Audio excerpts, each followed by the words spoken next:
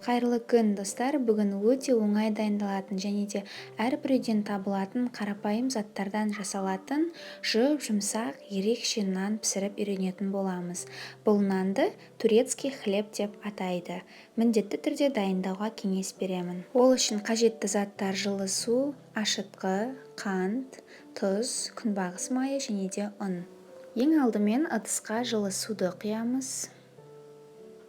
Содан соң оған ашытқыны қосамыз. Содан кейін қант пен тұзды қосып, және де соңынан күнбағыс майын саламыз да барлығын жақсылап тұрып араластырамыз. Яғни ашытқысы, қант және де тұз барлығы ерігенге дейін осылай қасықпен араластырамыз. Содан соң осы массаға ұнды електен өткізе отырып қосуымыз қажет. Оны екі бөліп қоссаңыз болады. Яғни алдымен ұнның жартысын електен өткізіп қосамыз да қасықпен араластырамыз. Яғни ол сұйық болғандықтан қасықпен араластырамыз басында.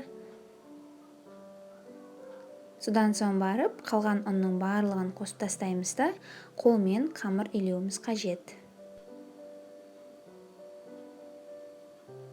Осылай барлық ұнды қосып тастаймыз. Содан кейін ыңғайлылық үшін қасықты алып тастаймыз да қолмен жақсылап тұрып қамыр илеуіміз қажет. Яғни ұн шамамен 450-500 граммдай кетеді. Мінекей осындай болып қамыр илеуіміз қажет. Қамырдың жұмсақтығы осындай болады. Яғни өте жұмсақ, қолға жабыспайтын қамыр болып шығуы қажет. Содан кейін оның бетін жауып, жылы жерге көтерілуге 1 сағатқа қоямыз. Қамырымыз көтерілді, ол бастапқы көлемінен 2 есе осылай ұлғаюы қажет. Содан соң қолмен осылай қамырды 1 рет басып шығамыз барлығын, және де формаға орналастыруымыз қажет. Ол үшін противеньді алсаңыз болады, соның үстіне пергаментті қағазды жайып, оның үстіне шамалы ұн себеміз де қамырды осылай дөңгелете отырып, яғни 1 басып аламыз. Ол ыңғайлы болу үшін, және де дайын тұрған пергаментті қағаздың үстіне орналастыруымыз қажет. Оны оқтаумен де орналастырсаңыз болады, бірақ қолмен орналастырсаңыз да ешқандай қиындығы жоқ.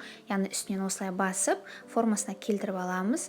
Содан кейін жұмыртқаның сарысын үстіне жағып шығуымыз қажет.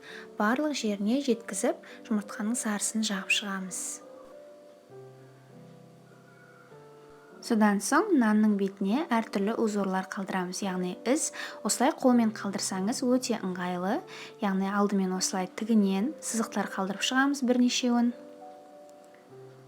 Содан соң барып көлденеңінен тағы да 4-5 із қалдыратын боламыз.